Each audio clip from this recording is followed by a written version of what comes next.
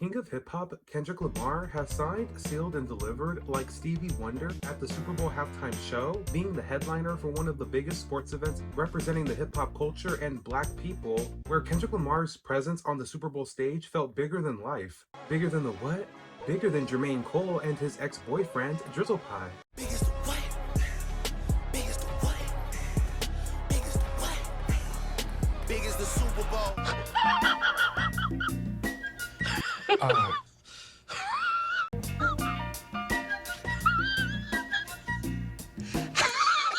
Everybody plays the fool sometime. Where Kendrick Lamar gave a historic Super Bowl halftime show for the fans of hip-hop, being the first solo hip-hop artist to hold the halftime stage alongside his guest performer, SZA, who looked incredible on that stage. A true 30 for 30 moment for the duo, who are now locked and loaded, ready for their Grand National Tour coming up in April. And who can forget the iconic Samuel L. Jackson, who graced the motherfucking stage?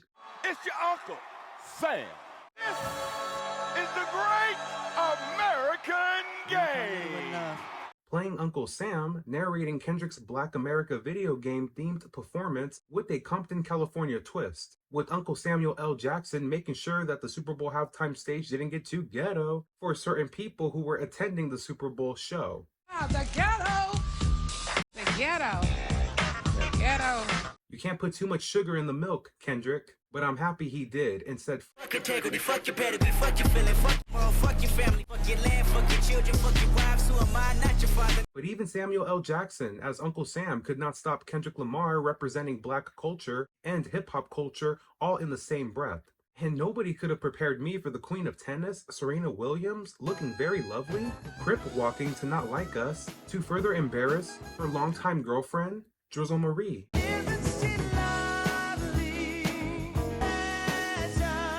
Maybe next time Miss Drizzy will think twice before disrespecting Serena Williams and her husband. Sidebar, Serena, your husband a groupie. He claim we don't got a problem, but no boo it is like you coming for sushi. What? What are you talking about, man? We might pop up on him at will like Suzuki, Kawasaki. Just because Drizzle Cake is miserable and will never have a family or a beautiful wife, who chose a better life instead of more life. Did I lose you? Did I? And more baby mama drama. Sorry, not sorry. And if this is slightly what we're expecting at the Grand National Tour coming up in April, I'm already satisfied like Sherelle.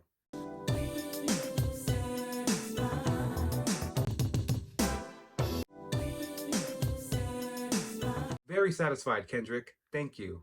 Let me break down my highlights for the halftime show. The hidden messages in the performance. I love the concept of Kendrick Lamar playing a video game, bringing himself to life in the Super Bowl halftime show, but more importantly, Kendrick Lamar still finding a way to involve the hip-hop culture and highlighting the importance of black culture and the black people who have helped make the foundation of what truly makes America great. With having all black men represent the United States flag in unison was a very powerful moment for the Super Bowl halftime show, especially when you think about 10 years ago with Colin Kaepernick creating a strong awareness for the lack of importance for equal opportunities within the NFL.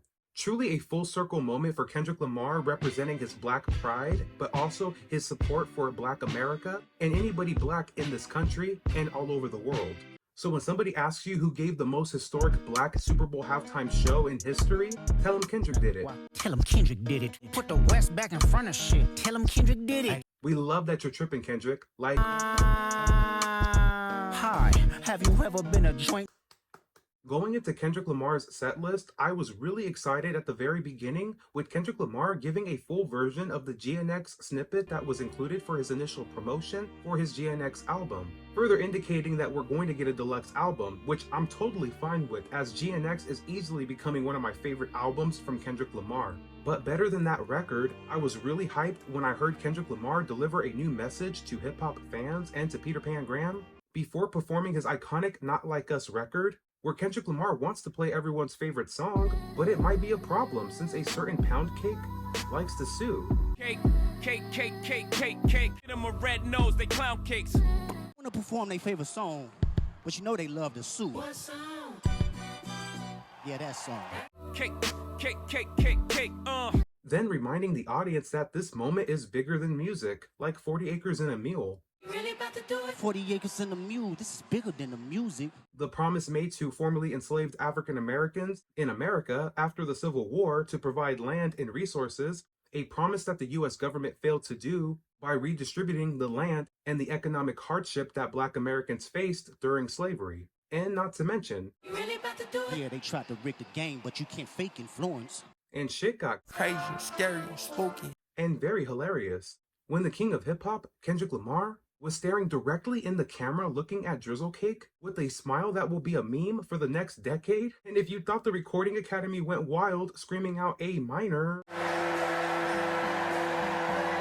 the Super Bowl halftime crowd screamed it higher at the Super Bowl game.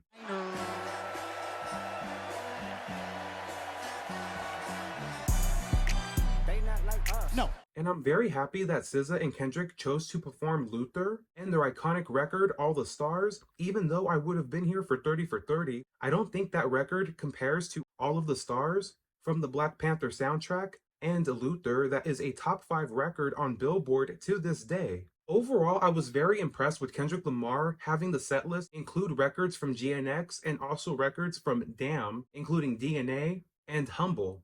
But if I'm being selfish in this situation, I would have loved to have records from Mr. Morale and the Big Steppers, like N95 and Savior, which is one of my favorite records from Kendrick Lamar, but more specifically, King Kunta from To Pimp a Butterfly, where Kendrick Lamar swore he wouldn't tell I swore I wouldn't tell. that Champagne Karen was sharing more hip-hop bars. Like you got to buy the bunk in a two-man sale. And we already know that Baca got a weird case, so the question is, who's top and bottom in that situation? Something's in the water. Something's in the water. It's clear to see Kendrick is on his big dog business and he will not hold your hand. Because the type of shit he's on, Jermaine Cole or Drizzle Pie would never understand. Pickable.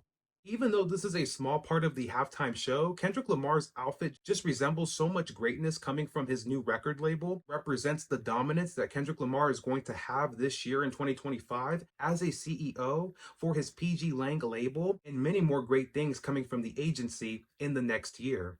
When it comes to comparing Kendrick Lamar's Super Bowl halftime show with others over the years, I can say it's easily in my top 5, more like 4 or 3, and my favorite one in the last 15 years. But when we're talking 20 years, 30 years, out of all the Super Bowl halftime shows, I still can't say it's my favorite one just yet. Kendrick Lamar definitely set the tone as the first solo hip-hop artist and did it very well, where he's very deserving of a top 5 placement for one of the greatest Super Bowl halftime shows in history. However, when I'm comparing my personal favorites, it's hard for me to put Kendrick Lamar's over Michael Jackson's legendary 1993 halftime show. With his presence and aura alone, standing on stage in LA for minutes with nothing to say, and the audience still cheering him on with praise, is an undeniable Super Bowl halftime show that lives for the ages. But I can't forget my all-time favorite Super Bowl halftime show from 2007, with Prince's Super Bowl halftime show in Miami, that easily takes it for me as my favorite one, right under Michael Jackson, an incredible performance that I'll never forget,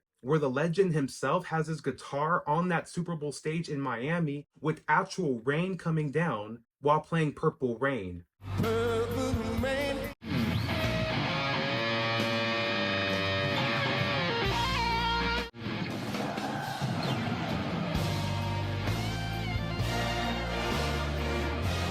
If you're a huge fan of Prince like I am, it might be easier for you to understand why I can't put Kendrick Lamar at the best just yet. But as time goes on, Kendrick Lamar's Super Bowl halftime show will only get better for me as the years go on. Because remember, Kendrick Lamar made history tonight. Kendrick Lamar really set the tone with his performance, where he didn't even need to have SZA on that stage. Even though she looked beautiful herself, I don't think it was needed, which for me makes it clear that the Super Bowl halftime show in 2022 with Dr. Dre, Mary J, 50 Cent, and Kendrick Lamar, that was a great performance. I love hip-hop and I love all of those artists that were on that stage. But let's be real, when you have 3, 4, 5 hip-hop and R&B performers doing 15 minutes total for the Super Bowl halftime show, you're not getting the same impact that you're getting with a Kendrick Lamar solo halftime show mixed in with 2 features with SZA. You were able to really feel Kendrick Lamar's presence that was bigger than life for 15 minutes, where the whole game was a blowout. What was more memorable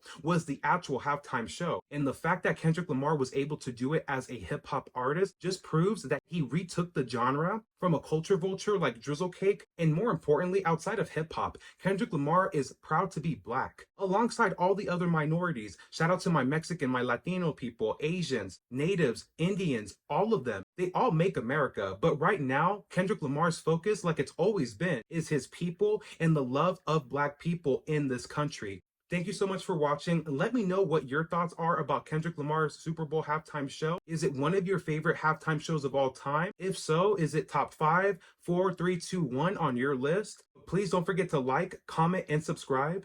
Until next time, go be amazing and have an amazing rest of your day.